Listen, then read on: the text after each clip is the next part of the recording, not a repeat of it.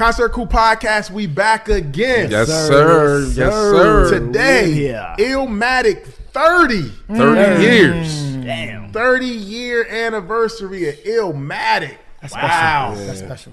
Wow. Bonafide. 30 years, special. Man. Nas's debut album released on April 19th, 1994. Freshman. So let's take it back. Take it back. Where were you when Illmatic first came out? He said 1994. 1994. This is freshman. It's his freshman album. He was a freshman in high school. I thought high school. I thought he said freshman high school. No, I wasn't a freshman in high school. I don't know. But yeah, you're right. That's a freshman. First time, fresh out. This right here. Where was you at, Easy? Remember? You said 94. Del State. Down Del State. What's up? Yep. Yeah. Damn. Carl, where were you at 94? I was in 7th grade. 7th grade. Gauger Middle School. Freaks, where was you at 94? I was in Kirk Middle School at this time. Middle school. Yeah. Barnes, where was you at? I'm a little older than y'all. I was a senior at Mount Pleasant. Yeah. Well, I was in 4th grade in 1994. It's a baby. 4th. 4th grade. For real. I was chilling watching Power Rangers. Oh, damn. You on the swings, you doing recess, jumping Power Rangers, lunch pail. Nah. Yeah, I was trying to win a state championship. Okay. The ball. Yes, sir. Yes, sir. Yeah. That's dope. That's really dope. All right, so 1994, hip-hop in 1994. Where was we at hip-hop, the game in 1994, before this album, Illmatic, came out? Oh, it was a great space. At that time, hip-hop was like, it was the best thing. Yeah. You needed it. You needed it every day. It's all around you. It's all around you at the time. Yeah. It was a good feeling. It's like so many artists at that time was coming out trying to compete for the top. You know what I'm saying? So it was like everybody was just battle for position. Like, yo, I'm better than you. I'm better than this guy. And nobody sound like nobody. I'm gonna be real with you. When Nas dropped this album, when I first heard about seeing what was that was rapping, I was like, yo, that's my man from Main Source. But the whole time, that's how he came in the game. Right. You know what I'm saying? But he wasn't part of Main Source, but I just thought, you know what I'm saying? Because, Main Source, man, they had a hell of a run at one point, man. They had like a 3 straight classic hits. Looking at the front door. Yeah. That's my joint. Yep. Yeah. Seriously, I don't think Large Professor gets enough credit for being a producer Absolutely. and an MC. Absolutely. Both And he don't get enough both. credit for this. Yeah. Like he pretty much brought the team together. It all started with Arch Professor. Yeah. But this is an interesting time in hip hop because it's like a transitional time. This is the time where it's the Chronic and then it's Snoop. Yeah, Wu-Tang, And then 36 Chambers. this is really the time where it's coming back to the East. Yeah. It's like Wu-Tang kind of kicked the door down. Yeah. And then it was Nas, and then it was Biggie, and then it came all the way back to the East. So this is like a transitional time. We coming off some classics the year before. You got Doggy Style that came out. Yeah. We got Midnight Marauders. Classic. Can't forget about Midnight Marauders. That came out. So these is classic albums. Doggy Style turned shit to a different level around that time. So it was like, who gonna come with something to try to snatch it back? Because Doggy Style had it fucked up. All the way around the board. Yeah. And then you got Enter the Wu-Tang 36 Chambers that came out at the end of the year before. So those is classic albums. For sure. Then you got Nas kicking off, this ain't kicking off because this is April, so this is like the spring. Yeah. But it's a big deal in 94, man. Then you got Biggie coming up a little afterwards, but he buzzing as far as his songs and stuff. Right. The album just ain't dropped yet. Yeah, him and Craig Mack. They both had the singles. That Flavor in Your Hair was crazy. Flavor in Your Hair was crazy. That was like you was thinking that he had to drop a good album after that single. Word. Yes. Yeah, so you got the Wu, then you got the Wu breaking off. You got Meth going solo. So you got that. Raekwon and them starting to prep his classic Only coming good up. Cuban Links. ODB working on his solo album. So they already popping as a group. Now they breaking off and developing themselves with the solo. it's a lot of talent out there, man. A lot of talent. It's a lot of talent out there. It was a good time though, because it was like everything was coming back to the East. Mm-hmm. You know what I'm saying? Where it started at, and like just to have them years, and just to have really, you know, somebody right like a couple hours up the highway. We back in charge now, you know what I'm saying? Because Snoop had it fucked up. I'm gonna continue to say that. Snoop and Dre had it on a different type level. It was really that Chronic though. That Chronic. Well, that Deep album. Cover was crazy, bro. Deep Cover, but that Chronic when it came, Chronic started it. Chronic started it. But Snoop took it to superstar status. Yeah, he was like it went to a different level. He was a hip hop star at that time. But it was a lot of talent though, man. A lot of talent in hip hop all around. East and West Coast, a lot of people was getting on. A lot more people was getting contracts at the time. So it was a great time. So Nas in 1994, before this album dropped, like where would y'all say he was at in his career before Illmatic? Before Illmatic, I mean, like you said, we thought probably was he is he down with main source? Was he with a group? Was he solo? Like we didn't know nothing about him. Cause you gotta think back then there was no social media. So you had to wait for mixtapes or magazines to come out to just try to get some type of buzz or information or rumors about somebody. You know what I mean? So you really know nothing about him. Like what's he going? What's up with him? Where he at? Where he from? So he's kind of mysterious. We knew he's from New York, but other than that, like you didn't know too much about him. I think he had a verse with was it MC Search? MC Search. Back to the grill again. He kept saying singles like that. It's like okay. But you knew the album was coming though. You knew it was coming. Yeah. So something bubble. I mean, he was making. I'm gonna be real with you. I didn't. What? I didn't think he was gonna drop. I just knew. I just remember seeing Nas like in his little cameos and at the time because you know Main Source. You know they was doing a lot of performances at one point. So I would always see Nas in the background. You know, probably at one of their shows or whatever the case may be. But then once you know him and Search came. That's when I really start saying that. I'm like, I ain't think like, yo, he gonna drop an album. I'm like, yo, that's my man from Main Source. But the whole time it's Nas, you know what I'm saying? Because that's where I first seen him and pictured him at, you know what I'm saying? But when it dropped, man, it was crazy. Oh, yeah, it was crazy. It was crazy. I didn't say Main Source guy. I'm like, Nas. Nasty Nas, man. Now, well, I think the two features, the Live at the Barbecue with Main Source and then the Back to the Grill again with MC Search, like those are two standout features that he had. So it kind of made him like that free agent that like, oh, who's this guy? Like, why is he not signed? The crazy thing is he ain't even had no demo. He just had like two features. I remember I heard DJ Clark Kent was like they wanted to sign him. He was like the A&R of one of the labels, like vice president, but they wouldn't sign Nas because he was like, man, sign Nas. He's like, nah, he don't got no demo. We can't sign him. It's like, man, no, forget his demo. That's how they did that. If you ain't got a demo or somebody to vouch for you, you know, so they don't trust you. So at that time, there was another female. I can't think of her name. That she heard him too. You talking about Faith Newsom? That's her name, the white chick. Yeah.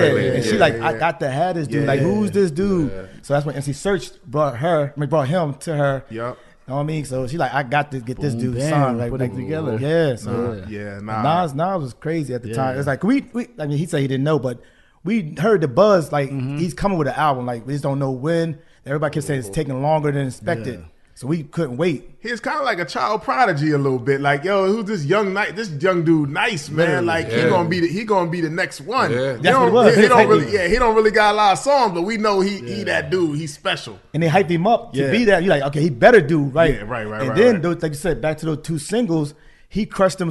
He killed those joints. Like nobody was rapping like that. Yeah, he murdered them joints. Yeah. All right, so when he so you mentioned MC Search brought him to Faith Newsom. He ended up getting the deal because he was going to different labels, but they wouldn't sign him because he didn't have a demo. He ended up getting the deal with Columbia. Halftime came out. What movie soundtrack was that on? It was on the soundtrack. See, Damn, it was something with black. It was something with like black and white or something. It wasn't zebra. What is? Yeah, well, I think it that was. zebra? I think that Zebra? was. I Was think it was Zebra Zebrahead. Zebra, there you go. Zebrahead. There you It go. was Zebrahead soundtrack. Damn. Yeah. Way back. I ain't seen that movie since. That song came out in 1992. Yes. That song came out way before the album ended up dropping. So that's 2 more years. Yeah. later? Yeah, that's right. Wow. So word. Nah. So what was the anticipation when like this the guy? They saying he the guy. Now his album is officially coming out. Where was That's why, like how he said, like I don't think he's coming out because you heard those songs. Yeah, that's a long And time. then That's a long gap. Yeah. You don't hear from him no more. Like, yep. Yeah, so I was Makes like, sense. cause it was just kind of crazy. Cause when you heard the song, it was like, yo, this nigga hot. You know what I'm saying? Wherever this is, and then you know, back then we used to wait on the videos, man. You know, it wasn't so accessible like it is right now. So Need those the visuals. videos, man. Right. We trying to catch it. We waiting for the replay. Well, it comes back on a certain time if you miss it. So around this time, man. But man, this was a hell of a situation, man. We was really waiting. Like, like you said, you get like a little bit piece here, get a little piece there, and then like that drop off was like crazy. Like, okay, then you forgot about him. Yeah. And then Dre and Snoop, they ain't making no better. You know what I'm saying? I'm being real with you. Nah, so. you're right. They got on my nerves though. Yeah, I ain't gonna lie. I was like, I'm tired of this Snoop Dogg. that shit was I ain't crazy. like though. them either, but I like their music though. But Yeah. I'm just like, I'm from the East, so I'm with my you was side. riding with the East. Yes, You sir. was riding with the East. With my side. So Barnes, what was your expectations of Illmatic when you personally knew it was coming out? Well, I'll be honest, I ain't really like knowing like that when he was coming out, but when I heard the album, first of all, I was like, yo, this with the baby face on the cover. That's different. Right, man. right. You know, Right, it's right, real right, right, different. right. And he got a little baby afro. Like, little nigga kind of cute. Like, but when I first heard it, man, was I went crazy though. I'm like telling my boys like, yo, y'all listen to Nas. They're like, man, we already heard that already. So I felt kind of like, He's a little late. I'm late, right, man. So but I mean, it's a nice album, man. For real, I love it, man. Yeah. Classic. Hey, you was older too, EC. So Instant. like, what was you when you was your expectations? Like, where was they at? He met my expectations. Like, But before you heard it, though, before I heard what was you anticipating? Like, what was your expectation? just anxious to hear what you gonna bring to the table. Just waiting to like how you gonna bring the style, like because like the way he was on the 2 songs he gave you, I'm like, how you gonna come up with something better than that? Right, He, right, like right. yo, automatic guns and nuns. Come on, man. Yeah, that was major. That's That some was bars crazy. right there. That was That's- crazy. No, I mean, this way he was talking, he's bringing it, and I'm like, okay, he got to come with it. I don't know who going production wise, who he working with. I don't know what he's gonna do. I was just can't wait, and then he blew my mind. Absolutely. Blew my mind. All right, well, the artwork, man. You got this album cover right here, man. That caused controversy. Classic album cover. Yes, This it did. album cover caused controversy. Yes, Why is did. that, freaks? Why is Yeah, that? talk about it. This album caused controversy because it put people in a different mind state of thinking of when they was doing their album art. So when he dropped this, and it never had been done before, his neighborhood in back of him with his childhood face, and he's actually a grown man at the time. So you dug in your crates of your family album to get that picture, put it on the album, and I looked at it as this way, yo, I'm a baby in the game, but I'm here. You know what I'm saying? That's how I looked at it when he dropped it. But then when he dropped this, Biggie came and had the little baby on the front, and it caused the whole thing. And Ghostface seeing things how he seen it, and he threw his shots out there. You know who he was talking about. Nas, And Shark nigga, but my heads. name, nigga Shark Nas shit. You know what I'm bodies, saying? Nas. And it was just so crazy because the next track Nas was on it. Ironic. That next album, Yo, right after that interlude. I have never thought about that. Yeah. That is crazy. Yo, right after that, yeah. right after that interlude, here come Bang. Nas. Oh my So it was like if you knew about it, you caught it. Like, Right. yo, it's messy. But if you didn't know about it, you paid it no mind. But then now that it's brought up, you're like, oh shit. You know what I'm saying? Like, yo, they really had a beef. Yeah, you know what I'm saying? Bring it back full circle. Yeah. But motherfucker might not admit it, but that was a bite move, Big did. Absolutely. You know what I'm saying? It was a bite And that's move. my guy. But in a different flavor. It was in a different flavor, but he bit that joint, man. It was. But I don't think it was Big on the cover. That was It wasn't. Just the thought of it. Yeah. Because you automatically think it's big when you Right. see it. Yeah, It's a you little- do. This You is do. chocolate baby, Yeah. sitting with an afro. Yeah, with the fro. You know what I'm saying? But Nas just got his face to the neck. Big got the whole baby. The whole dog baby. Yeah. with the afro. And not It's a just spinoff. and not just Big. It a lot of baby, more baby. Yeah. Even Lil Wayne had Lil years Wayne later had had like Lil a Wayne lot had of it, artists put like baby their baby Right. pictures on there afterwards. So it kind of Started spawned a wave. the Some type of trend. whole thing. The trend. Now it's a little more controversy behind this cover though. So the album cover Illmatic features a picture of Nas as a child. They said the original concept of it came from this jazz album.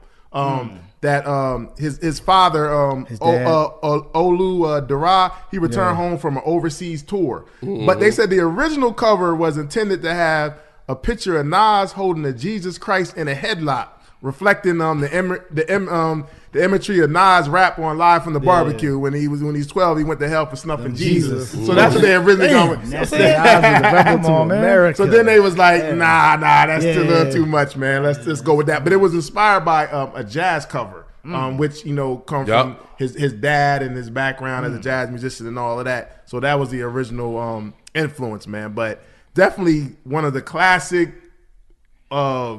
hip hop covers, man. Over the years is recognized for sure. Definitely. Man. For Also, sure. to add to, I like about it though. When I first seen it, I love the fact that he always gonna represent Queensbridge. Queensbridge. He got the projects behind him. Like, yo, I'm never gonna forget where I came from. You know what I mean? Yeah. That's kind of deep. Like he's like everything I do or come from, whatever, I owe it from Queens.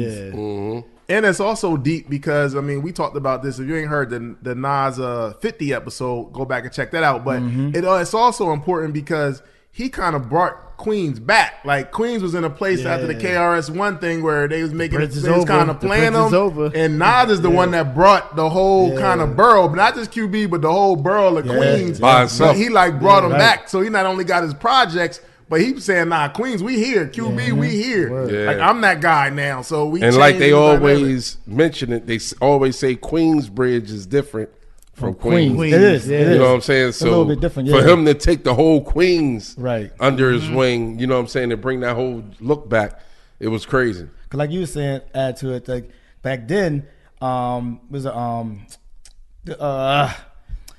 the group they had on back then. I'm drawing a blank. What should I tell you now? Juice Crew. Juice Crew was Yeah. killing back then. Yeah. And then, like you said, KRS-One came there and bridged over. Yeah. They got quiet, right? Mm-hmm. For him, he even said himself. He said, "Man, I had to give it up." He said the song was dope as shit. Hard. I had to give it up. It was dope. 50 So for said the him, same thing. 50 said the same thing. 50 was like, God damn, man. yeah. I'm from this motherfucker, but damn, that shit hot. But you gotta think when that came out, and then by the time Nas came out to bring it back, that's a nice little gap. No, that's a big gap. yeah. That's Yeah. a big Huge gap. gap. It's a big gap. So he said people like kind of stopped rocking with Queens, Yeah. because Run DMC was kind of like on another level. They So know, yeah. they wasn't like more involved rock. in the They was street rock. level. They was on rock stars. Yeah, Yeah, they status. rock stars. Yeah, they rock stars. But at other the than time. that, I mean, even LL Cool J, they was like on another level. But as far as streets, it wasn't street really vibes. nobody Yeah, representing Yeah, the that's streets true. in Queens. And then Nas, he brought that thing all the way back. From the man. muscle. All the Sure. way back. You ain't lying. From the muscle. Absolutely from the muscle. Man. That KRS line killed them niggas, man. Yeah. Queens keep on faking it. Yeah. They still talk about it to this day. Yeah, to this day, man. yeah. And, Right. Nas had a documentary for one of the anniversaries of this album. And he talked about his time as Illmatic, which is a dope documentary. Classic Oh, movie. But he was talking about the impact of when that dropped and how it was like, damn, like, like, I can't even front. It's hard though, like. They dope as hell. But Cats they be in dissing they us though. feelings. This is dope, Cats man. be in their feelings about that, man. For real, cats get salty. Nah, dope, man, dope. All right, Illmatic is the debut studio album by Nas, released on April 19th, 1994 on Columbia Records. After signing with Columbia Records with the help of MC Search, like we talked about, Nas recorded this album in 1992. He started recording this album in 1993 at Chung King Studios, D&D Recordings, Battery Studios, Unique Recording Studios, and Unique Recording Studios in New York City. The album's production was handled by DJ Premier, Large Professor, Pete Rock, Q-Tip, LES, and Nas himself. The Avengers. Yo, you hear that lineup, yo? It's crazy. It's like the Infinity Stone coming together. You know what I mean? But you know what's crazy about that, E, is that now it's like that. But then it wasn't like it's now it's like, man, you had all those producers. Yeah. But back then it was just like, okay, cool. Like we didn't know they actually they're like their names got bigger over the years. So now it's like looking back, like, damn, he had all them producers. But back then it was just like, okay, he got some dope producers. Yeah, nobody expected Pete Rock, Q-Tip, them dudes to be on such a high level like that, man. Large Professor, DJ Premier, LES, DJ Premier, LES. I mean, like, come on, like, who does that? Like, this guy was already thinking of some stuff in the future. No, he started it. They was already killers though. Right now, yeah. Them dudes was young gunners. They was young killers then. Yeah. You know what I'm saying? All the producers. But the difference is, we coming off an era where like DJ Premier is producing all the Gangstar album. Yeah. Pete Rock is producing all of Pete Rock and CL Smooth. You know what I'm saying? Q-Tip is producing all the Tribe. Not Large Professors doing all the main source. Not we're coming together. Every once in a while they may co-produce one song on the album, but mostly they're producing a whole album. Never before was it like the Super Friends almost come together, and like we all doing certain songs. Like this is the first for that. Yeah. Like this really started that trend too. Like multiple super producer lineup. Like this started that. Before it was like one producer pretty much produced a whole project. Yeah, that's true. Yeah, a lineup like that right now will cost you. Oh, absolutely.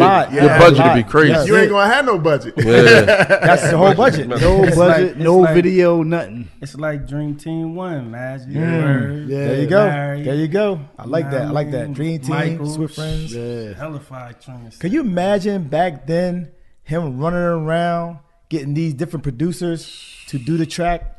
Because back then you got to be in the physical. Yeah, you got to be. It wasn't nobody actually sending it out and all that. But you got to be in the physical.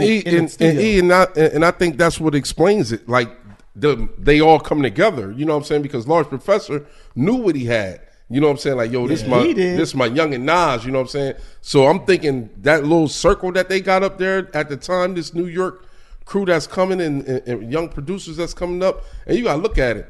Pete Rock and CL Smooth was on fire.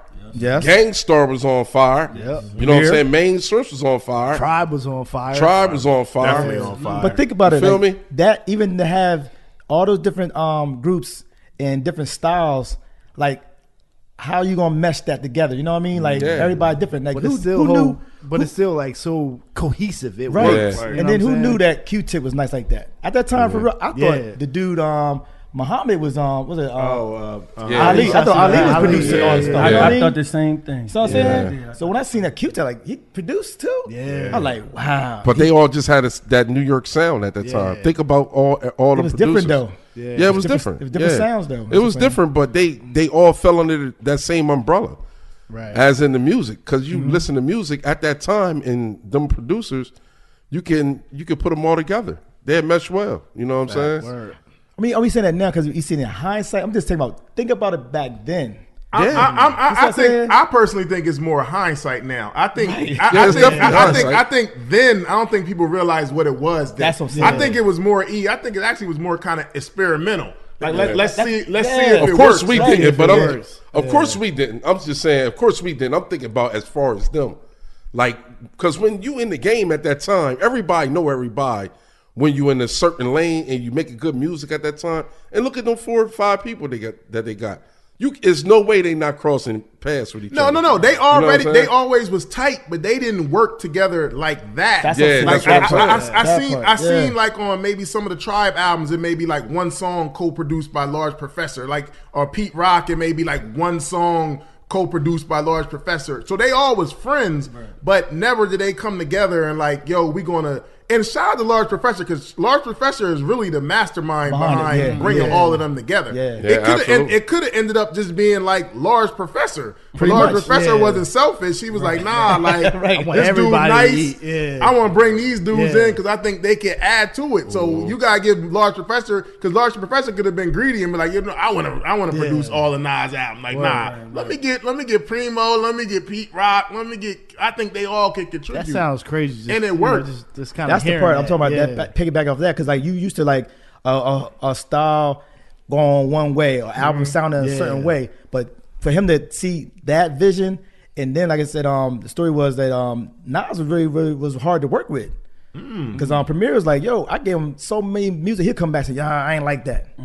He tell Premier, I don't like that. I don't want that. As hot as Premier was at that time. He hot like fish grease back then. You gotta think about it though. He's still a rookie.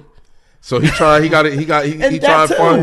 find his sound. Yeah, he trying to find his sound. I mean, like, come on, you've never been out at all. Word. I mean, for me, it's like, yo, Premier's giving me any beats, I'm a hop on it. Yeah. Not like, yo, I ain't feeling that. Right. I want that one. You know what I'm saying? It's like, yo, who are you? Right. That's what I'm saying. That's what I'm saying. Who are you? At the end of the day, it worked. Yeah, it did. I'm glad he was that. That person that driven. Yeah. Nah, absolutely, it worked. So we got track number 1, the Genesis, the intro.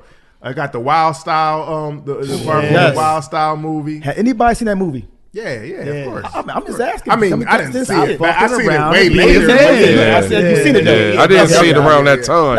I seen it later. Yeah, I seen it way later. But I seen it. All right, cool. Because you remember the scene from the movie too. All right, cool. And then from the Marines, I guess he was. Yeah, coming home. He's coming home from the Marines. Talking to the brother. Told the brother like, yo, stop fucking around and be a man. He know he was a graffiti artist. So yo, we gotta do some shit with this. What do you want to do with your life? So he used that part from Wild Style. Right. Then you got some of his lyrics, his old lyrics live from the like some of his verses start playing. Yeah. Then you got AZ coming in talking, him and Jungle talking. His brother Jungle. They kind of talking on there, kind of building up, and kind of hyping him up. And when the beat switched, I always wanted them to rap over that beat. Oh yeah, I don't know about y'all. That's Premier, because that beat was hard. That's what Premier do. That shit was hard. That beat was, but it's crazy. Years later, AZ actually did a freestyle to that beat, and he killed it. I never heard that. Like, yo, check it out. Go check out. It's called the Genesis Freestyle by AZ. It was years later though. Like this is probably like during his album. The 2010 decade. Nah, this is later. This is later. Okay. But he killing it though. It's dope. And it made me think more like, damn, they should have rapped over that song. Like they would have killed it, because it's really only 9 songs on here. Yeah. So then that leads right into track number 1. Track number 2. I'm sorry, New York State of Mind. Killer. Yo, that's the killer. For real, like, what was you thinking after you heard this song, yo? What was going on in your mind when this dude was in here flipping it? First of all, smacking it up. The beat is so hard. Like, that the too. Beat is that so. Too. That's the what beat, I was talking the beat about is like the beat is like that signature, like grimy New York DJ Premier sound. Like I get New York, like streets, like New York State of Mind. That's what I get from that beat. The title was on point. The beat was on point. And then Nas and the lyrics. It's like this is what happens when the beat and the lyrics are neck and neck. It's like, yo, straight out the fucking dungeons of rap. Like, God, how you start off your track like that? Like, that's crazy. Beat is so hard, man. The beat is hard. The rhymes is hard. I mean, the style he was killing on that was like, yo, it's like unheard of. Like, yo, this dude was on here. I haven't. Yes. Besides, at this time, the only person I knew that when I heard his flow, I was like, yo, man, he a fan of Cool G rap. Because that flow was a Cool G rap flow, man. I'm telling you. That was like a Cool G, he was a fan of Cool G rap, too. Absolutely. I was like, yo, man, he gotta love Cool G. The Queensbridge, Because this was a Cool G rap flow as soon as you hear it. And then the way it come on, he like, it's time. It's like it's ready. Like, we got to go. Man. Because you know everybody waiting on it. It's time. I know y'all waited. From the dungeons of rap. Here it is. I'm gonna bring it to you like this. Like nobody would sound like this. This beat is nobody. so Nothing. Yo, what's your favorite bar from this album? I mean, From the song? yeah, from the song. So many, like. Jeez. I'm an addict for sneakers, 20s of Buddhas and bitches with beepers. In the streets, I can reach her. About blunts, I can teach her. That's my favorite joint. He just go on and on and on. Like, I mean, Yeah. that's crazy. I forgot what bar it was, but he said something. It's tougher than Dykes. Oh yeah, Tougher than Dykes. Yeah. Dykes is tough, Dykes is man. even tougher than Dykes Dykes are is tough. man. He got some bars on here, man. Some bars. He got bars on Dykes this is whole trying, song, man. man. You gotta It watch it. is. The flip game, man. Yes. Like it's just rapid. It's like rapid fire. Yeah, the beat, man. Primo killed it. That's he did. Like this is so New York, like grimy to me. That's what I like about Premier though. If you never noticed like how Premier, when he worked with a certain artist, he kind of tailor made certain songs Absolutely, to sound to absolutely, fit you. absolutely. Yeah, you know what I'm saying? Like I don't think anybody get on this track and kill it like this? Nah. Ain't too. I mean, you could probably name some people, but Yeah. not too many people though. Yeah. And the crazy part is It fits Premier, him. and it's like Premier's from Texas. So it's like, Right. yo, Forget that. he created the New York and he sound. established like the Yeah, New York it's sound. That crazy. is crazy. Yeah, shout out to man. Premier, That's funny man. that you said that. I forgot. I always forget that he's from there because he sounds so Brooklyn. Yeah. Classic, man. New York State of Mind's a classic. Man, that beat Classic is song- crazy, classic song by man. itself. Track number 3, Life's a Bitch, featuring AZ, produced by LES and Nas. This is The the third introduction. The The introduction to AZ. single. The Introduction. only Yeah. feature, The only feature on Illmatic. That's crazy. And AZ was floating on this song. Yeah. Yeah. Was He floating. he immediately became a valuable person that like an unsigned that everybody wanted to who's sign. this And the guy? story, One but verse. and the story behind it is that AZ wasn't expected to be on the song. Nope. I he, hear that too. he was just in there catching the vibe with Nas, and he was told back him. there mumbling or over or what he caught. And Nas was yo, asking like, "Yo, what was that? Boom, boom. Go ahead and lay that down. Yeah. Boom, go ahead and boom." So AZ ain't think nothing of it. Kept it moving, kept it pushing. And Nas, when he turned the album, it was like, "Yo, man, you know I turned that in." And he was like, "What?" He was like, "What?" And he was Said like, that "Yo, on man, Drip Chance. I left your verse on the album. You on the album." That's how I AZ got was on. like, "Whoa!" And then, right soon as the album dropped, AZ said it was on and popping. They started moving That's how he got around. on. Niggas start hearing him, Taking and it on then tour. it was over. Cause he said, like I said, piggyback off that, he was like, "Yo, basically, I'm in the streets. Like, Yeah, I he would said, "I'm in the never streets, think like- about being a rapper. Yeah, he was I like just this- do it for fun." Yeah, he was doing this shit for fun. Like the money he was making, he never thought that nobody in rap would ever be making the money he was making at the time. So he was just, fucking with Nas because their styles was, similar. You know what I'm saying? And they hit it off from the rip. So he said Nas turned it in and told him about it. And you know what's crazy about their relationship is that like a lot of people think like AZ and Nas came up with each other, but that actually wasn't the truth. They actually they actually got cool through music. Like they just developed a quick relationship because they liked each other through music.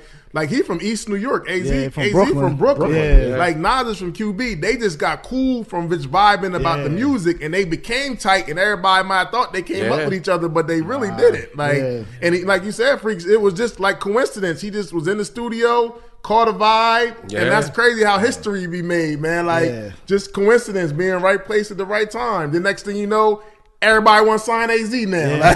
Right. Once again, we didn't know who that was. Nope. Yeah. If you look at the album, look right now. They don't even have his The name hook, on man, there. the hook was so memorable, and and then for the bars to be the way they was, man. I'm telling you, man, Booker used to play the hell out of this song. Shout out to Booker. So shout out to BY. He used to play the fuck out of this song, man. I can imagine. I played it back like before, too. he played it so much. It was like Wow, this he was song like, crazy. yo, man.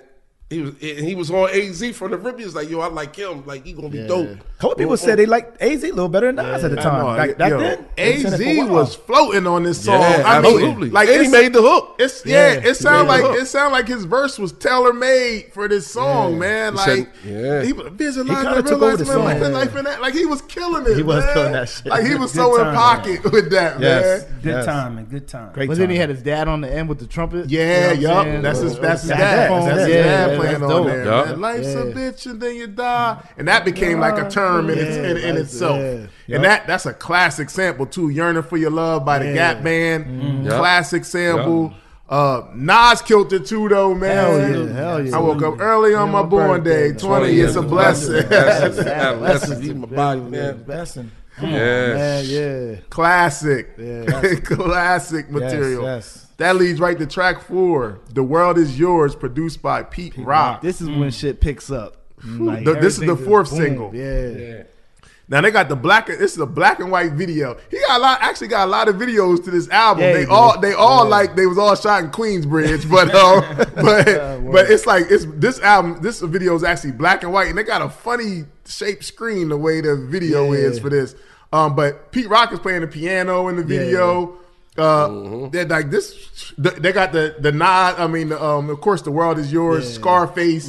But then Nas is in the tub and part of it, like Scarface. The world is yours. The world is yours. Classic. And of course, I'm out for presidents to represent me. Yeah. Jay-Z sampled this for Dear Presidents. So that gave sparked us something. Yeah, that made it. Controversy. That started right there. Controversy. I'm out for presidents to represent me. Say what? So classic, man. The world is yours. The world is yours. The world is yours.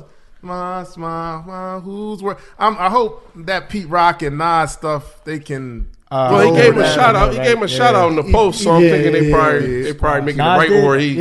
Okay. No, Pete Rock did. Oh, Pete Rock did. Okay, all right. Cool. But cool. due to the way that it's money, right? It's money. I think due to the way that Nas was selling his catalog, he felt as though he should get. I feel the same way. I don't know if Nas is fully responsible. I don't think Nas fully owns everything, but I get Pete Rock. Starts like publishing. Grief, but I don't think his beef is really with Nas. I think Nas is just the center behind it, but I think actually other people have ownership of a lot of this stuff. But it just sounded bad, like Pete Rock suing Nas. It just but in order to get his paper, Nas had to, he had to take the hit. Yeah, right. You know what I'm saying? Because they wasn't trying to give it to him. So damn, I got to involve my man to get my paper. Y'all know I'm supposed to get it. Right. You know what I'm saying? So somebody had to take the bullet. Unfortunately, Nas took the gas and kept it pushing.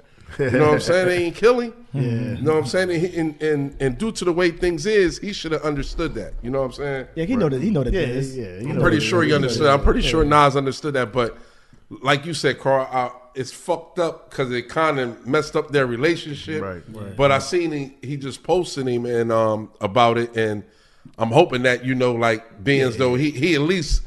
Extending the olive branch because he ain't even had to do that. You know what I'm saying? I think it will. I think they're going put whatever talking. All they gotta do is have a conversation. That's his guy. Yeah, because he always rode for Nas over the years, Pete Rock. Sure. So hopefully they could have. But The World Is Yours, man, classic. So is that the only Pete Rock Nas produced song ever? Nah, not ever. But I can't think of it was a big gap. It was a big gap because he produced songs for Nas, but Nas wasn't choosing them for his albums. So I don't think until the Lost tapes, like the only.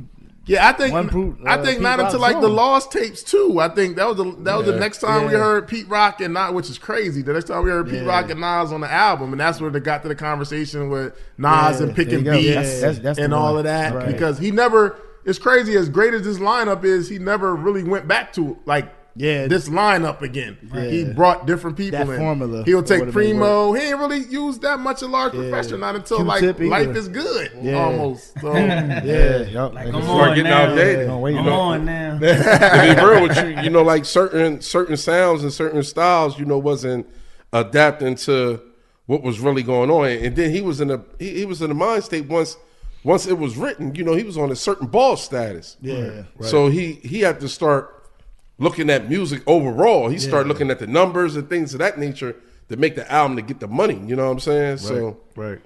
All right, track number 5. We got Halftime, produced by Large Professor. This is the first single. Yeah. This the kickoff, pretty much. Yeah, pretty much. Classic. Like you said, Zebra Head soundtrack. So this song was moving for a while. Yeah. The train in the back. Yeah, man. That's hard. Yeah. That's hard, man. That took you straight to Queens. Yeah. Or to New York. It took me to New York every time I heard ride the it. train with him. Come on. I've never been on it, you know what I'm saying? This beat hard too, man. This beat hard too. Shout out to Large Professor, Professor did his thing, I liked it. I liked it a lot. Professor is dope. Yeah, he's dope as hell. Sure. Highly underrated. Very underrated, yeah. Highly underrated. Halftime, man, and we at the halfway part, ain't we? Yeah. Isn't that crazy? Halftime. Man, in and out with a banger. Yeah, I'm in and out Yeah. with you. You know what I'm saying? I'm in and out. That's like Malcolm X catching the jungle fever. Yeah. Too much flavor on Major. Yeah. Yo, this joint gonna win, yo. Nah, absolutely. It's not a weak song on this joint. I wear chains that incite the feds. Yeah. I wouldn't call it weak, but Halftime? You don't like no, this? I ain't talking about halftime. Oh. We ain't get to it. Okay. Oh, you know a song that's on here weak? Wow. Okay. I ain't gonna say it's weak, but you know. Yeah. Nah, that's why they just do it. Nah, halftime that joint though. Ron. It's But I'm halftime. gonna be, but I gotta be brutally honest. That you know, I just got to. But the song following this, sometimes I used to skip halftime just to get to that joint. Oh, well, I understand that. I can You understand. know what I'm that. saying? So this one of your skippers?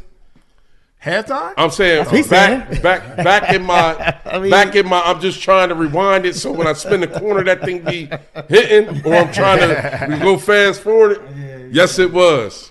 Yes, it was. So you're not skipping it because of that. You want to get to the other song because that song hit a little harder. Yeah, Okay, I got spinning you, the I got corner. you, I eh? got you, I I got got the windows on crack. I just got my L's kind of. Right. You want the world to hear what you hear? On Blue Ride. You know what I'm saying? My man, this one 400 had his L's first. So, we passenger seat, you know how it may go. Yep. You know what I'm saying? We spinning in the corner. We got to turn that thing up. Hit it right when we turn the corner. Right. Halftime. attention, Halftime all a the classic attention. joint. Yeah, Halftime a you know how classic. they go back then. Yes, sir. Halftime is definitely Halftime's a classic joint for sure. All right, we got track number 6, Memory Lane, Sitting in the Park, produced by DJ Premier. Yeah. Let me take a trip down memory lane. So he the only producer on here that did 2 songs, right? Or 3. He did 3. Yeah. He did 3, right? Yeah, he did the most songs. Yeah, most songs, yeah. Coming out of Queensbridge.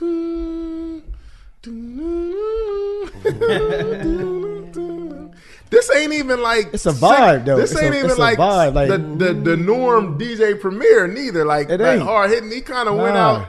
It's dope though, but Still smooth. Yeah, It just the sound of it. Then it's that old yeah. nostalgic feeling. Yeah, nah. You know what I'm saying?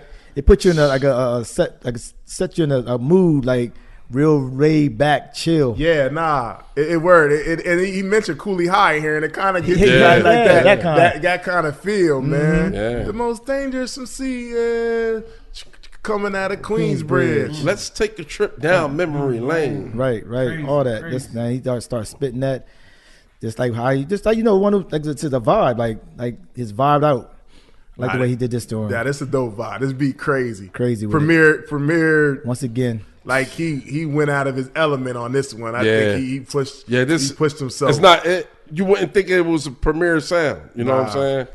that's what I like about I'm that. just being real with you. I do. I agree with that because I it didn't don't even sound know he produced it. right. And I don't think everybody do. Like these samples on here is crazy, man. Like this is a crazy sample. Like he digging in the crates for real Absolutely. for this one, man. Because the other song, it sound like a Gangstar. Yeah, nah, word. This don't sound Gangstar. Nah. Like, because Gangstar had them hard hitting. hard joints. hitting, yes. This is like total left field for Premier sound. This is different. Yep. But it's crazy, man. He got in his bag, man. And absolutely. he like going back. It's called Memory Lane. Memory So Lane, it's like back and forth. he taking you back, man. Yeah. Dope. So track number 7, One Love, produced by Q-Tip. Now, this was crazy. This is crazy. This the 5th single. Yeah. This is And crazy. was- This right here. And on a good day, the sun was shining real hard. I skipped this. I skipped Memory Lane and what you call them to get to this. So halftime, straight Memory Memory Lane. Lane to get to One Love. I got you. Get the I got one you. love on One a Love. certain day. Certain day, you know How what I'm you saying? feel? Yeah. Oh my goodness, man. This is another good vibe and type of song. You know what I mean? Yeah, Set you in the absolutely. mood and everything. The story though. The story beat was is crazy. crazy. The story. The story was And then crazy. you think about your people you know that's locked up, or you know what I'm saying. That shit was crazy, man. Yeah. And the crazy part is that Cormega just posted Oh, yeah, that was dope. just posted the actual letter from Nas. Yeah, he got the actual letter. He got the actual letter. And he say one love Nas at the end. At the end. And they were in the comments, like people in the comments like, yo, you gotta laminate that, man. Like that's like a historical monument right there. Yeah. But he still got the actual letter. 30 years, it's probably more than 30 years when he wrote that. Yeah, exactly. But he said he's always in the letter saying one love. So it say one love Nas. He ain't show the whole thing because he ain't want somebody to try to copy or something. So he just showed part of it, but he's like, I got the. They're like, yo, you need to laminate that. We gotta see that. That's on. He posted it on his his for the 30 year anniversary. Yeah, congratulating Nas on 30 years. Yeah, he posted it, man. Yeah, and of course, the scene from Belly is the third verse to this song, which is dope. Like that shows how storytelling is crazy. Yeah. Especially when you got like, and that was so many years later. Up to you and everything. Yeah, little young boy looking up to you, talking to him like, yo, I love your style, like your flow and everything. It's like, now I'm sitting here teaching to the youth, giving back. And the video was kind of dope for this because it's like they was all in the yard and like, yo, Nas wrote a letter, so like he be coming in, and it was just dope, man. It's like that's real life, somebody, know people that's been locked up, you've been locked up, like that's how it be, man. Somebody sending you an encouraging letter, kite. And then niggas is shouting you out like, yo, I heard you such and such over there, boom, boom, boom. You know what I'm saying? Boom, but he also letting you know, like reporting what's going on in the hood while you going. Like, so. Yeah, exactly. Keep him informed. Yeah, right. Someone, the reporter, so whatever's going on, I tell you what everything's going on day by day. Yo, my man over here messing with a homegirl, she messy. You know what I'm saying? Like, he give you all the details going on, you know what I mean? It's like you home, even though you locked up. Right. Catch me on the next, he said, I'm going to catch you on the next VI. I gave your mom Duke's Luke. He said, "What I gave your mom Duke's Luke for kicks, plus sent you flicks. I left her here for 100 on your commissary." Like, come on, man. He said, "Why don't your lady write you?" I told you send you flicks. That's when she got hyper. Sure. He asked too rough. He flipped when I told him stuff. Right. That's like, crazy, man. Story don't care. Storytelling too. Great storytelling. Great storytelling. Great storytelling song. Like so vivid. You know Q-Tip what I mean? killed this beat, man. This beat is crazy. Like Q-Tip and that jazz samples, he like a mad scientist with it, man. We're coming back, This beat is crazy, man. Can you hear Tribe on this track? Yes. Okay. I could. It brought Tribe energy, but it fit Nas though. I could see Tribe getting on this because it's like their lane a little bit. But like, man, these samples. It's a sample of the songs is called "Smiling Billy Sweet Part 2" by the Health Brothers. I don't even know who they are. The Heath Brothers. I'm sorry. Then it's "Come Out of the Rain" by Parliament and "One Love" by Houdini. That's where these samples came from. But classic, man. That's a dope song too. One Love. I mean, hell from yeah. Houdini. Remember that? That's a classic. Oh, in the E. Love. Classic. Yeah, that classic too. The video was dope. Oh yeah, absolutely a classic. Oh man, classic. Yep. All right, track number 8. We got "One Time for Your Mind" produced by Large Professor. Okay, so he did too. Okay. Now, if I would to say that if I had to pick one least favorite song, it's not whack though. Yeah, it's not whack. It would be this song, and for some reason, this song is a little lower. I don't know why. Like sound wise, it's just like it don't knock. Like don't fit after that mixing. Yeah. I agree with you. I thought when I started asking, I said, "Ain't no weak songs on here." I said, "This probably be one time for your mind, one it's time." The only one. It's the only one. It's only one. It ain't bad. It ain't whack though, because Nas running it though. It just don't like the track don't really feel like, you know what I mean. It didn't fit where it's at. Like. He running it lyrically though. Oh, he killing it. He killing it lyrically. That's what he do. It just with the hook and maybe the beat a little bit. It just compared to the others. So you're going against great songs, so it's Son got to come up good on the bottom. And if I had to choose one, this would be it. Right. On another person's album, it might have been better, but because of these songs, that it's up against. Right. You know what I'm saying? It's tough. It's really tough. Very, very. So, Whew, and that leads to track number 9, Represent, produced by DJ Premier. Sheesh. Right back at you. This beat is so hard. Yes. Like, you go from to here we go again. Yeah. Like, okay, wake up. We got some more bangers for you. Absolutely. This is how you end an album. This is how you end the album right here, yo. Like represent. And that was kicking that phrase back then. Like, yo, you gotta represent to the fullest. Represent. This song's so hard. And then he had his boys in the background the whole time. What? This dude right here, man. He was on another level back then. Because nobody was doing that, like having people in the background. You do something like, shh, quiet. Nah, do it. Keep that noise going. Act yourself. Be yourself. Be yourself. There you go. Yeah. This song hard, man. Yeah, it's very hard. This beat rhymes. It's just, this is classic Primo right here. This is like, absolutely. This is Primo in his element right here, This is boom bap, original rap. It's top shelf Primo. It's hip hop right here, yo. It gets no better than this. Like, come on now. Like 9. Really, is it 9 though altogether, right? Really 9 songs. Yeah, it's 9 songs. Yeah. I mean, technically, really 8, because Genesis ain't a song. Nas is a struggle at a street corner, pulling the 9 out the dresser. Represent. So every day could be your last in the jungle. It goes down like that. Yeah. Just talk about how rough it is, I guess, in New York. I think that's the time. I've been up there before. I've been up there before. I'm trying to think last. Yeah. Nah, it's crazy. You gotta know somebody. Yeah, you got. Yeah, I'm not. I'm not going to Queensbridge. You can't just be moving around anyway. Yeah, you moving around. I had to be with somebody. I'm just trying to think. Lunch meat. Yeah. Definitely gonna be somebody's meat. You can't just be moving around anywhere. And then we got track number 10. It ain't hard to tell. That's what I'm saying. Man. That's what I'm saying, man. Now, when this get on there? What? Because that came on there.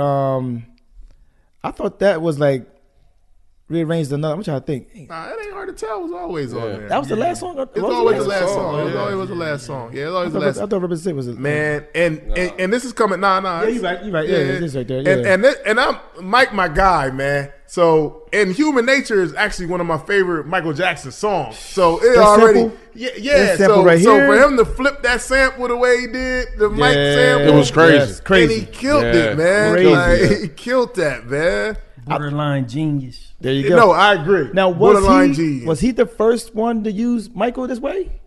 And hip hop, And hip hop was about hip hop. The sound this good, I would say, yeah. I don't know if he was the first person. I don't think nobody used him sample wise. Large Professor, he produced this. He killed this. This sample. I agree, man. Barnes, this was genius, man. It was. This is genius, man. And everybody loved he Mike. was so in pocket on this Nas. It ain't hard to tell. I excel. He revealed. Yeah, that joint is crazy. This is one of my favorite songs from Nas, man. Yeah, it's okay. Say that then. What is your favorite song on the album? Whew. I don't know, man. I don't know. It had to be between One Love and probably Life's a Bitch, man. New York State of Mind for me. Yeah, me too. Easy. Agreed. Easily. That New York State of Mind was messy too. Easy, like New York State of Mind was messy, but I like Represent, man. Represent Represent hard, was man. messy too, man. That's my top 4. Oh yeah, I got some other. That's my first one. When I heard that song, I went back and played like back to back. I got that One Love joint was hitting different. Yeah, I'm telling you, man. It's crazy because I really love Life's a Bitch, man. Yeah, I could get past it. I'm like, Life's a Bitch is that style was crazy. I think that was my first favorite song for this album. When I first started listening to it, it was Life's a Bitch, man. That was the patent way of dealing with life. Yeah. I'm telling you, man. You get to thinking, reminiscing like that. Yep. Struggling back in the day, and then so New York State of Mind, and then I'm gonna go Represent. Then I'm gonna go Life's a Bitch, my third. I'm gonna go. top 3. I'm gonna go with Life's a Bitch number 1. Then I'm gonna go with Represent number. Oh my gosh, never mind. Yeah. I'm gonna go with Life's a Bitch number 1, and I'm gonna go with It Ain't Hard to Tell number 2. That's how much I like this song. Then I'm gonna go with Represent number 3, man. Some classics on here, man. You ain't really nothing wrong to say. Ain't no bad picks. It ain't, man. So we all agree that this is a classic album, right? Man, well, we wouldn't even be sitting here talking. That's true. Man. That's true. That's true. Definitely a classic album. I mean, it's like this album right here is like like basically this format you should fit anybody's criteria. Like it checks all the boxes.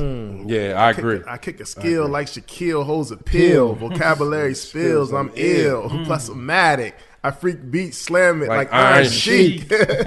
Jam like a tech with correct techniques. So analyze me, surprise me, but can't magnetize me. Scanning what you planning, wait to say to sabotage me. I leave them froze like heroin in your nose. Come on, man. It ain't hard to tell. Damn. Heroin actually froze. They be like this. Froze. They froze. Yes. Yeah, we all seen that. You know what I mean? I can say this way he ran the stuff down. You picture it so vividly. Like I know what he's talking about. It ain't hard to tell. You can put that on wax though. You know what I mean? Then prevail. The mics of contact that I attract clientele. My mic is like life or death, breathe as a sniper's breath. Hell yellow smoke with a Buddha through righteous steps. Deep like the shining, sparkle like a diamond. Sneak a Uzi on the island, on Jack and Lion. But you people, he said deep like the shining. Yeah, like the shining, like the movie. Yeah, like the movie. Yeah. Come on, man. That's a scary movie, and the intelligence of the movie itself. It's crazy too. That's hit like, the earth like a common invasion. Nas is like an Afro-Central Asian, half man, half amazing. Because of my physical, I can express through song. Delete stress like Moch. Oh my gosh, man, he's running this, man. Yeah, he's running that, killing that. Woo! Like, yeah, man. I think it was too much. I think we all can agree, man. I don't even got to say, like you said, this is a classic, man. I don't even know what else you can describe it. I don't think nobody's debating this that. This was a new day for hip hop on the East Coast. Oh, easy. When this album dropped, it was definitely brought it back. We back. Yes, yeah. You thought we was going West Coast? We back, man. We back.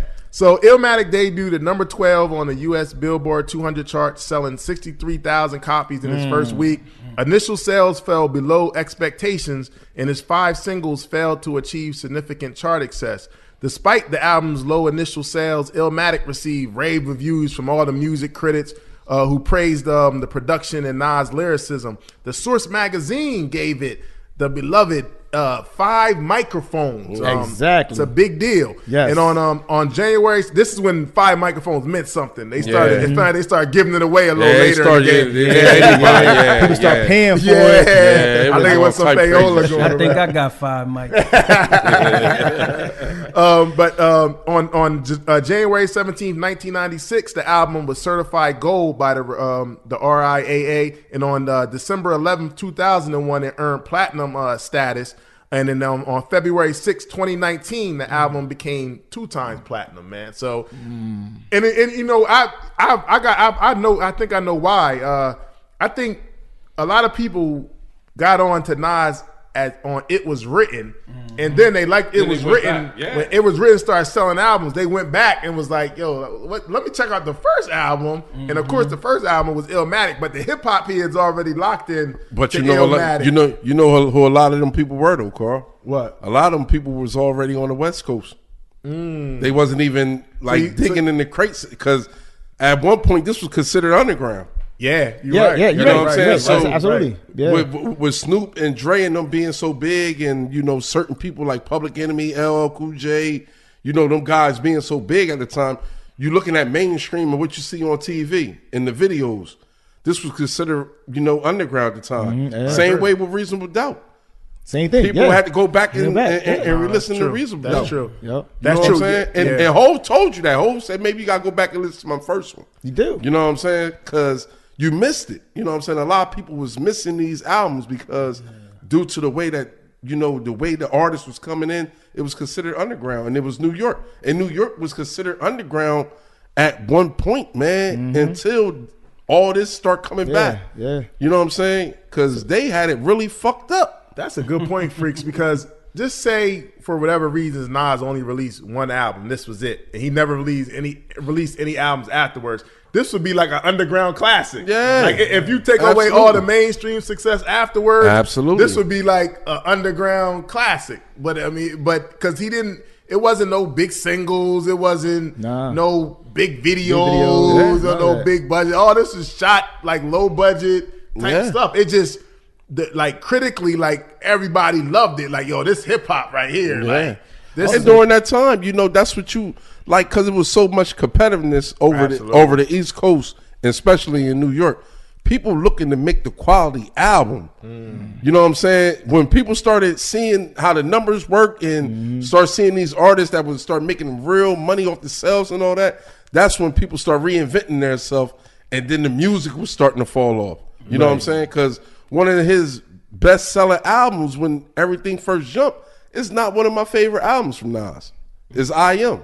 That's one of his best-selling albums. Fresh out of the gate. That's his second best-selling album. Well, it was written as the first. It was written as the I Am. Yeah. He started reinventing himself, turning this, you know, to a new part, a new character within Nas. Not saying he was, you know, being a character, you know, just growing and learning the business and knowing what songs I got make, and, you know, other people in your ears, because now people behind you putting that paper up, they trying to tell you, yo, man, you got to do something to make some money. You know what I'm saying? He was trying to make money. You see Biggie making money. He like, okay, y'all love me. Y'all love my melody. Y'all ain't buying my records though, man. So I'm trying to make But what hurt it too also back then, bootlegging. Oh yeah. Bootleg was heavy, yeah. Many people Napster was uncontrollable. How many people I had know this album? Napster in 1994.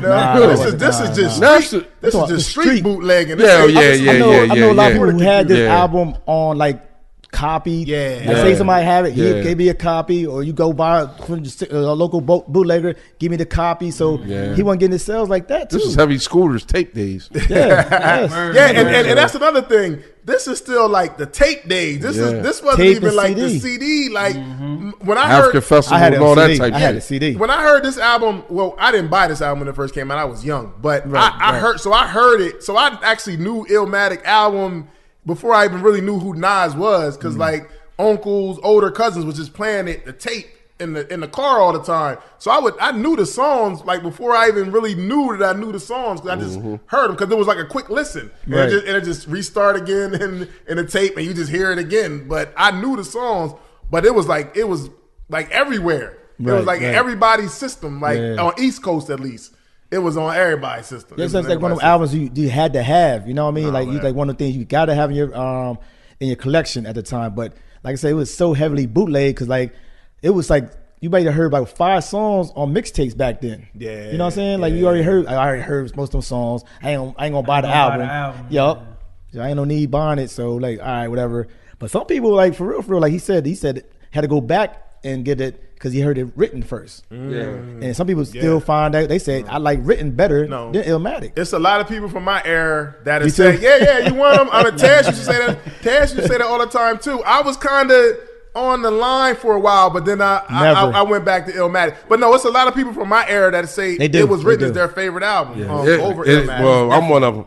But you also got to understand, it kind of meant when you all the way in a moment, it's a little different from when you go back. So that's I can understand, because I felt like that to an extent too, because it was written came out, it was like, okay, we was fully locked in and in that moment. See, it's you were all the way in the Illmatic era. We trying to go back, so it's nostalgic kind of thing. So it's a different type of feeling. It's different kind of feeling. Like Sean was saying that he's saying he really first heard Nas, which is crazy to me. He said I Am was his first Nas experience. So he had to go back 2 albums. That's crazy. Wow, that's crazy. Right. That's crazy. But you gotta understand from his age though, like that makes sense though. And then come to find out, like you know, like I said, classic album, boom. Now your sophomore album come out, you're like, okay, what are you gonna give us? I'm thinking gonna give us the same thing again. I'm thinking that, right? Yeah. He gives you something totally different. It's just as good.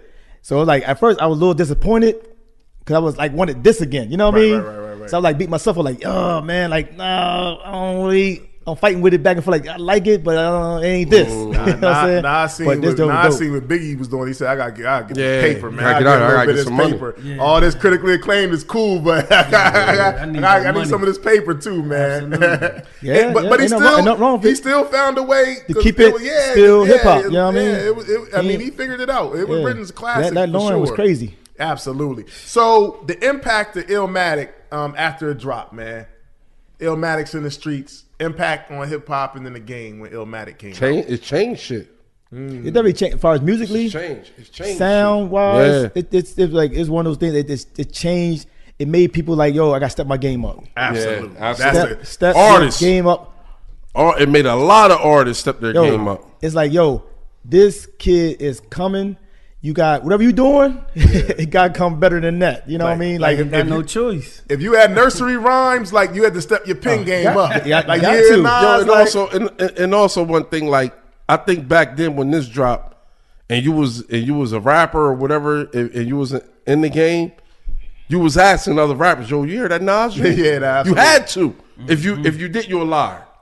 Right. Or you hate. I think it also became like a study piece for rappers. Yes. Like, yo, okay, I feel like my album, but how does it hold up to like Illmatic? Like, how's it? It became like the bar kind of. So rappers would come out like, okay, does my lyrics? Did they at least hold up to Nas? Did the production hold up to Illmatic? It kind of became the album to kind of set a bar for yourself, man. Like, which is dope, which is man. kind of dope, very dope. Yeah, but very dope. As far as the album, like, yeah, it didn't sell a lot, but as far as like the foundation of hip hop, like it's like one of those. It may be one of one, but definitely one of those hip hop albums where you like this is hip hop right here. Right. It's like one of those albums like somebody's like, yo, man, I don't really understand hip hop. I don't really understand the culture and like that. Right. You give them this album, you might understand. Now, I heard somebody say that, and I wasn't mad. That it was like, yo, if you had one hip hop album to give somebody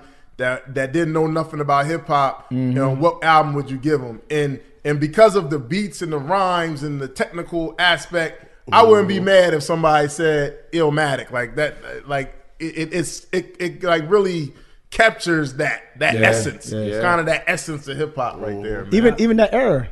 I think this album is ahead of its time. When it dropped, definitely. I agree. Definitely at that time it was definitely nobody was doing it like this. Yeah. At all. No, definitely. At all. Ahead of its time. Yeah, it's at the time. And I'm older than y'all. Remember? Right. I'm with you. We on the same level. So at that time we like, yo, this is not nobody was doing this. So it was like, I agree with you. Like if you say, yo, listen to this album, it gonna put you back then, but it sounds like it's now. Yeah. Nah, it's crazy, right? Absolutely. Nah, yeah, it's definitely because Nas, you gotta think about like only other person you can compare him to kind of would be like Rakim a little bit. Yeah, and he kind of was Rakim but updated, but like with a modern day kind of the '90s era a little bit, but still in his own kind of way. Like it was like similar, but it hit with our generation more and. But lyrically, he was just like an assassin, man. Like absolutely. His boy said it. His favorite rap. What he said? Pac. Remember he said like Rakim. And he do sound like him. No. It's definitely similarities. Yeah. But he was able to like transition to this generation where Rakim really kind of stopped a little bit. He kind of stayed. Yeah. And then Nas kind of took it to a new level. Kind of was like part of that. Kind of what Rakim did, kind of in a sense. Because when Rakim first dropped, he was ahead of his time. They was like hip, yes, y'all. Yeah. He wasn't doing that. He was like, yo, I'm got some lyrics for y'all. I'm doing this different. He switched it up. The bars. Yeah. And that's what make these type guys so good is because no matter the time come, they still coming. Yeah.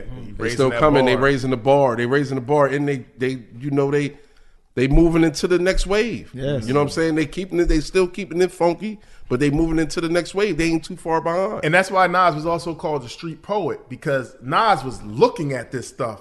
It wasn't even like I'm doing this stuff. It's like I'm looking at it and I'm writing it down. And then I'm reading. I'm knowledgeable. So I can speak on this in a way that others can't speak on it, man. Yeah. Like it's just different, man. He was just different. So what does Illmatic mean to East Coast hip hop? Like looking back at history now. It means like you said, hip hop. It means hip hop. It means culture. It means way of life. I think like when I hear even the word Illmatic, it's like it's a statement in itself. You know what I mean? Because when you hear that, you already thinking like, oh, I gotta be Illmatic. I gotta step my game up. I gotta be better. I gotta. You know what I mean? Like a lot of people, when you hear that word itself, it's crazy because that's an ill ass on title. Yeah, it is. That is an ill title. I took it personal because it was like we back, like, you know what I mean? Like, yo, we got somebody to step up for us, man. You know what I mean? Like, it hurt from the West, man. It did. Hurt, man. It was killing. I'm telling you, I was tired of that Snoop album, man. I'm like, yo, man, damn that Snoop album. I was, then I wasn't. Somebody step up, Because there was so much going on. It was. West Coast was killing it. They was not letting up neither. They would drop it and drop it and drop it. And that shit was hot. Like again and again. I guess it was. Somebody Please, step up, man. So he like Jesus? He saved us? Yeah, so for me it was like basically like the best layout outline of, you know, like what you want your album to sound like. Absolutely. You know what I'm saying? It was like one of the, you know, the textures of hip hop, especially East Coast rap. I agree, man. It was like a guideline. Like, okay, all right, Illmatic, here's the format. Like, because after that is when, like, it wasn't about just one producer no more. It was like, okay, we can mix multiple producers, but we gotta do it like Illmatic. Like, we gotta make it like a team, but it gotta all fit to certain sounds. So like it kind of became like a standard a little bit, man, to hip hop, to at least like a starting point. Like, all right, I gotta make this album. I need these elements. I need certain producers. I gotta get such a bunch of dope producers, not one guy, a bunch of dope producers, man. So East Coast, it means a lot. Yeah, like it meant a lot to hip hop, but East Coast, it definitely, we mentioned this several times before, but I think Wu kind of got the grimy back. And then Nas with the rapping, and then I think when Biggie came by, I think it brought it all the way back by that point. Yeah. With them, we was champs. Yeah. Puff definitely brought it all the way back. Yeah. It brought it all the way back, and then we held it for a long time. I think South? East Coast held it all the way into the South started popping. And once you got what's the name on there, like with that late '90s South. Into like the late '90s, and then by the early 2000s. By the time that's when the South started running away with it. I don't think they give it back. Yeah, Master P and creased jeans with the starch. Reeboks. How would y'all describe the sound? If you describe the sound of Illmatic, you said it grimy, street, rugged, vintage. It gave you a little vintage. Confidence. Very confident. Jazzy type of sound. Versatile. It give you different flows. The sound was definitely ill. You got street production, you got the hardcore like Primo songs, then you got the jazz, then you got the samples, you got all the elements of like hip hop production at that time. You got the crazy samples from Pete Rock, Large Professor, even like it ain't hard to tell, man. Like, that's crazy. Like, you got Mike's Yearning for Your Love from the Gap Band. Like, he flipped these a couple tracks that you normally don't flip in hip hop like that. Yeah. Like, he flipped them joints. But his lyrics was so in pocket on all these songs that it was just like, it was like grade A lyricism meets like the dopest production, man. Like the dopest mixture of production. Yeah. Like the Super Friends production, man. Like perfect. Meet like the best lyricists. Like the Avengers. Yeah, like it's like, yo, we got the best lyricist. Yo, we need the Avengers production for him, man. Right. It was like they running around, like putting everybody together. Remember the Avengers? Like, we get this guy, grab them together, and then we going to put together a super team. And this came with something like this, like unstoppable. Like, you know what I just thought? You know what I just thought about? Like, OJ just passed. So OJ was like, "Yeah, we gotta get OJ off. So we need the dream team of lawyers to get OJ off. Like, we need to get Nas out, man. We need to get this dream team of producers from New York to put them on." And that's what they did. So which one of the producers was Johnny Cochran? Premier. I'm gonna go Premier. Easy. I'm gonna go Premier. But Large Professor was like the glue, though. Yeah, that was Johnny. And remember, but the other Johnny, is Johnny? Yeah, he brought it together. No. Remember, the one dude was the one that brought Cochran in. Yeah, Shapiro was the one. Shapiro. You can't compare Shapiro to the Large Professor. I think Large Professor was Shapiro because Shapiro brought the team together. He said he needed help. Right. I agree. I mean, think then, about it. And then Cochran was, He just ran with it. And then Cochran was DJ Premier, man. He brought the streets. He brought the streets to it, man. Because Johnny Cochran brought the black side to it. Right. There you go. You said large Just professor something can't was be in my Shapiro. head. Large professor, man. I like that. I like that way of Something looking in my at it. head, I just thought of. I like that because Nah, definitely dope, man. Yeah, the sound was crazy, The sound man. was crazy. So Illmatic, Nas's career, which legendary career, you know, we've seen all the greatness, all the classic albums, all the great material. What would you say Illmatic did for Nas's career? Oh, definitely. Put a stamp on it. Like you knew he was going. The way he came with this album, I just knew. Seeing hindsight, I knew this dude gonna be here forever and gonna keep on putting out dope shit. I mean, because they said if he did one album and never did anything again, I'd probably like, damn, I wish he gave me more. But for him to put this out, he left a legacy for the door. Would he be like the DOC? No. Well, I think if he only had one Come album. on now. Oh yeah, if he only had one. Yeah. That's what DOC album, classic. Yes. It ain't better than Illmatic though. No, we're not comparing. No. I'm just saying. But yeah, I feel what you're saying. It's classic. It's classic. I forgot DOC only had one album. He only had one album. Man, I would say simply this is the foundation of his career. Yeah, like easy. This laid without Illmatic, he wouldn't be able to go on and sell records on It Was Written or I Am.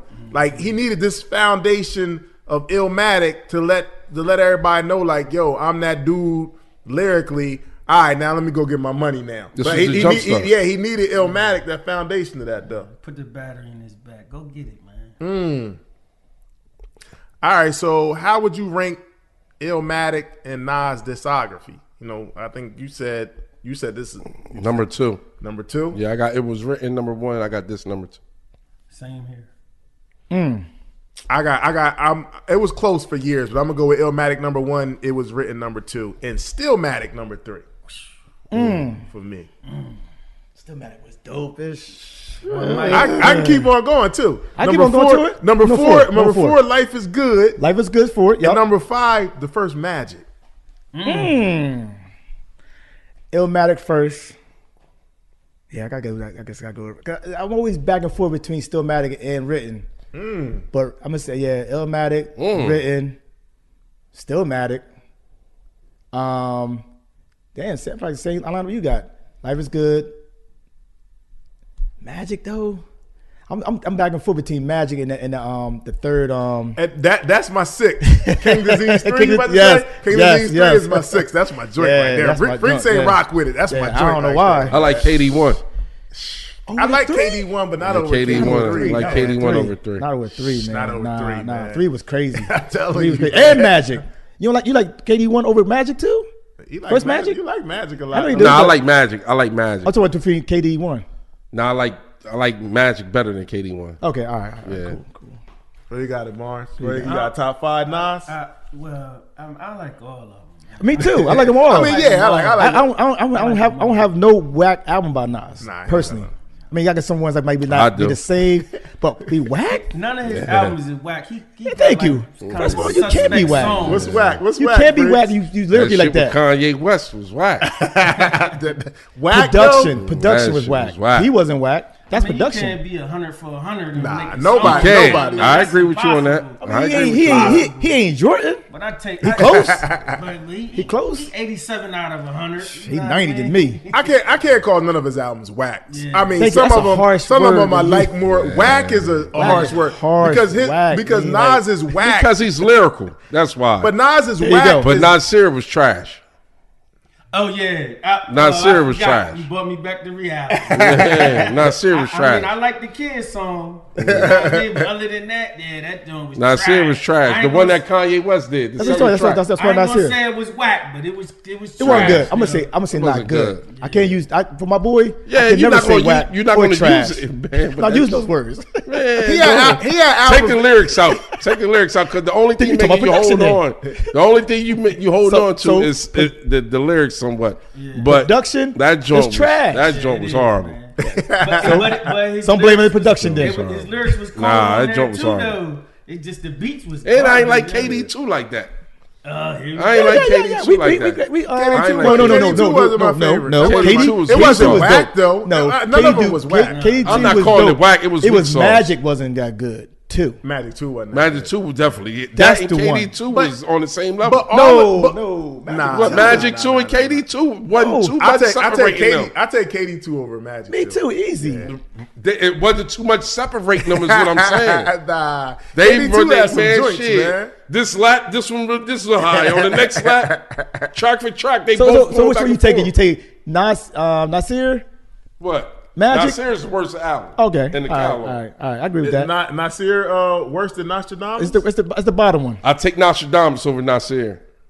Oh, Nostradamus is easy. Yeah. Have you ever listened to it? Like all the way Absolutely. through? Yes, I It's do. dope. I don't know Yes, why I do. people diss that I album. still like It's Nostradamus. a dope album. I still like Nostradamus. Yeah, you got the hood on, I yeah. still like Got a couple Nostradamus. It's a dope. It's a bangers on there. Project It's Windows is one of my bangers on favorite Project songs. Windows is great. Great. It's a great song. Great So song. you agree with that? Nasir is the bottom. And of I this? love the double album. A lot of motherfuckers don't like the double album. I love the double album. I'm with you. I'm I not like that a double- fan of the But That's I'm one of my saying dope. I like Nas Pierce. I don't think none of his albums is whack. I okay, think he can't be. And I think whatever you think is whack from Nas is better than most other people. Yeah, I was saying due to Yeah. the. I'm judging Nas off Nas. Yeah, but if you we put are. it, I'm if not you put it judging on, Nas you off put it- everybody you put it in Nas bar. Yeah, I get it. I I'm get judging it. Nas off Nas catalog. Fuck everybody else. I'm looking Alright. as far as Nas catalog. That album is whack. All right. I can't use the word whack. All right, well, What? look. It's cool. But you know what? You can't know never what? be whack. It wasn't good, and the only Thank you. and the only thing that got me that it wasn't good was when he dropped the videos from that album. Which one? You talking about Nasir when he dropped that? Yeah, that he dropped a little with video for Nasir every dropped song. The video with like every song on there. For the That's the Nasir. only Oh thing yeah, that won me over. yeah. That one. That's the that only one thing song- that brought. Cause that I one was video in, was dope. I was in the dark The hole kids. on that. Yes, Yeah, with the kids, that was know. fire. And Adam Yes. and Eve was crazy. Adam and Eve was crazy. That's fire. That's why I That's can't the call only it thing whack, that brought me man. out You of the talking dark about- hole. That's the only thing because I was in a dark space with that album. Like Man, I was highly that Adam and upset. Eve is fire, yo. It wasn't as bad as you. Man, always at said. the listening party, man, niggas was having sidebar conversations about what niggas gonna wear at the next. I mean, I'm not mad with it Shit, because I it was first a heard it. whole I wasn't like. Did I was, you I watch was that disappointed. listening party? I ain't watched that. That listening was like party. a meetup, like it was like elevator music playing. Like everybody was just still talking and everything until one song came on. Yeah, that's at the end. And it sounded was like it. yeah. That not Eve and the other song. Those two back to back was dope. Songs. Yeah. I can't think of it right now. It was ugly. All right, so many people say that Illmatic is the greatest album ever made. Do you rap hip hop album ever made? Do you agree? album. Yes, it is one of them. Yeah, It's one of them. It's not the Not the greatest. I mean, when you grade it, say if you had a top 10, It's there. it's in your top It's 5, in my top 10. Absolutely. It's in my top 3 or top 5. It's in my top 10. My top 5. It's in my top 10, top 5, easy. It's in my top 10 easily by like it's not even Yeah. no what I really can't really What you name think, too many Barnes? albums What over you it. think? I top 6 for me. Top 6. Top 6. You got 5 other albums over the top of it. I mean, Man, I got you. That's cool. I mean, you know, I like different, you know, albums. There's certain albums, you know what I mean? Like Life After Death, that's my favorite album. You know what I mean? But Illmatic is number 6, man. I'm taking like Illmatic all day. I'll say I'm not mad at anybody that says Yeah, I'm not. that Top 10's cool. Illmatic is their favorite hip hop album of all time. I'm not mad at I'm anybody not mad that say at that. nobody. It's in my top 5. I would Then not argue with you. It just gets on a matter of opinion Always. and where you was at, and mine is kind of nostalgic because it's crazy because even though Nas and Biggie Ready to Die came out in the same year, for some reason Ready to Die, I was more in the moment when Ready to Die came out than I was in Illmatic, man. And that album is like a movie to me, man. Like I took Illmatic. I'm taking Illmatic over Ready to Die. Though. No. Me That's just too. me. That's just me. You know what I'm too. saying? yeah, I can't. But if you're saying that, he can't be your.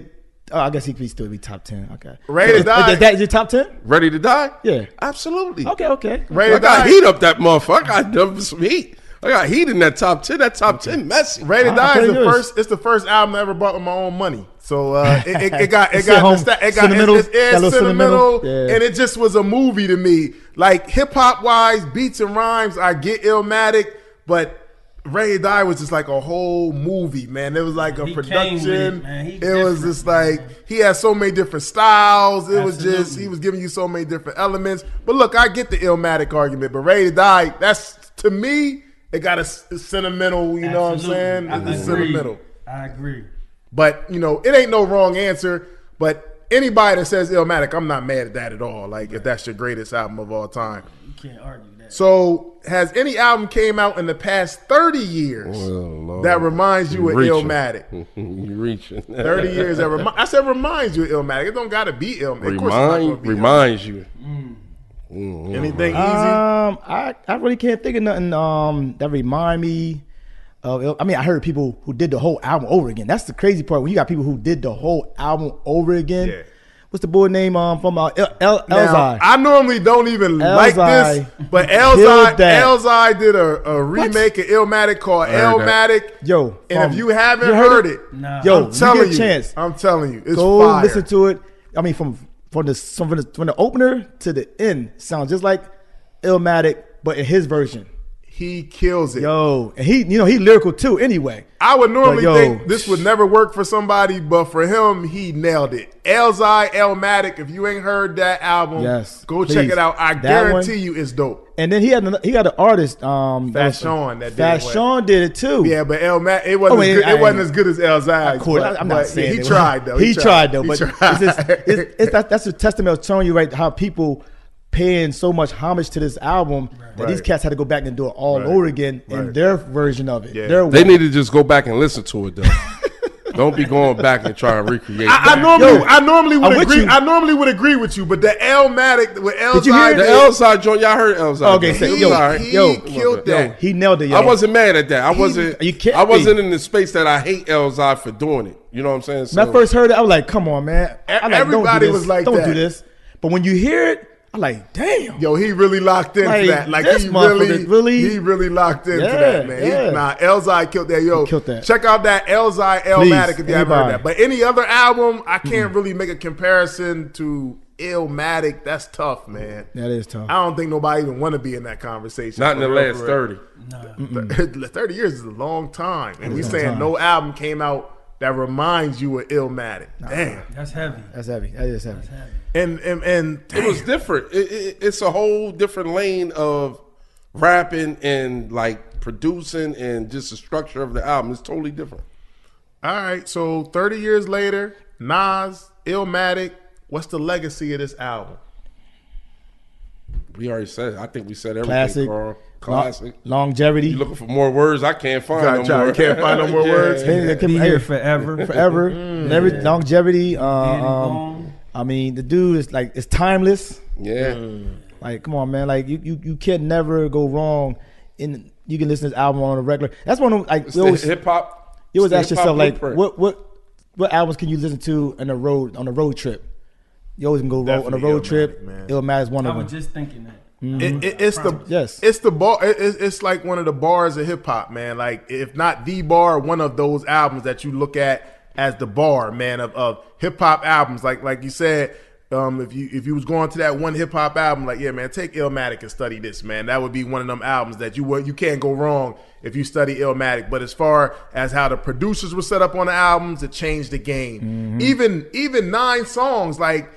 We talking like Michael Jackson Thriller was like 9 songs like that. And then a couple years ago, that became a trend where everybody was coming out with like 10-song albums. songs, Like, yeah, 7 so, songs. Yeah, But so it did. But if you want to get regional with impact, the only album I say regionally with impact is probably Young Jeezy, Trap or Die Volume 1. Wow, that's interesting. I wouldn't think nobody would make Impact. that. Boo. Wow. Impact, I know Impact was heavy, but Young Jeezy, Young Thug Jeezy, Motivation, it was a crazy impact. Impact. But damn. That shit took over.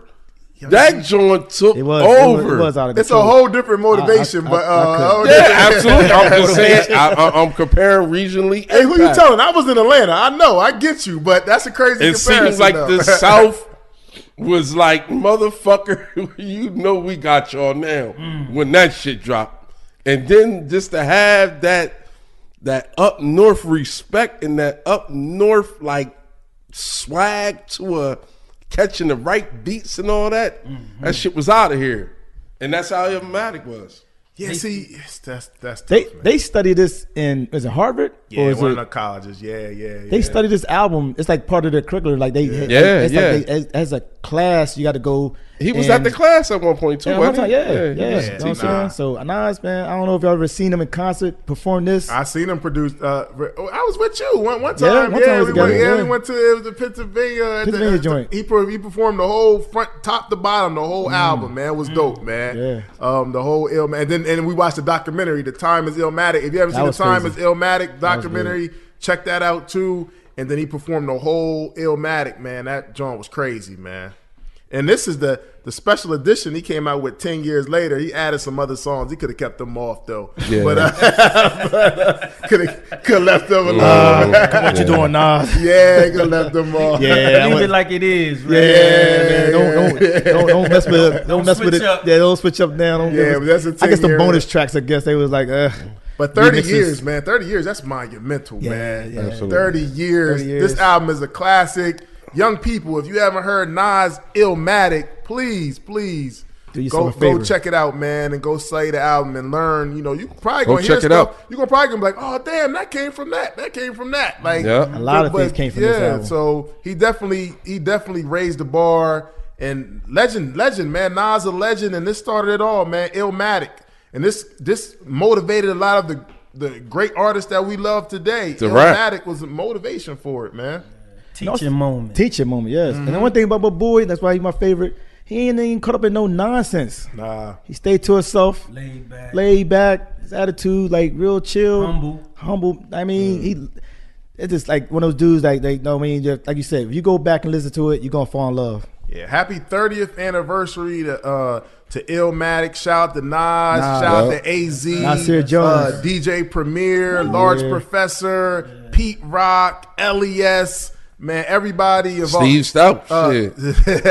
Lou Dore, his dad, playing on the jazz on here, man. Everybody involved. Columbia, MC Search, everybody that had a part in putting this album out, man. Q-Tip. The Q-Tip. A classic lineup, man. All big guns. Happy the best 30th guns. anniversary to Nas, man. Salute, man. Yo, I'm so glad you came out with this because man, we was in the tailwind. Game changer. Like you said, Yeah, game it was changer. over. Game changer, man. Happy 30th anniversary, man. Yes, happy, Concert happy. Crew Podcast. Make sure to go follow us at Concert Crew Podcast. Make sure to go download, subscribe. We on all digital platforms. Make sure to go to our YouTube page. Subscribe, man. Keep running them views up. We appreciate all the love. As always, man, long live our brother Taz, man. We're going to continue to March 4th, Rest in man. peace. Rest in peace to our brother, man. Concert Crew Podcast.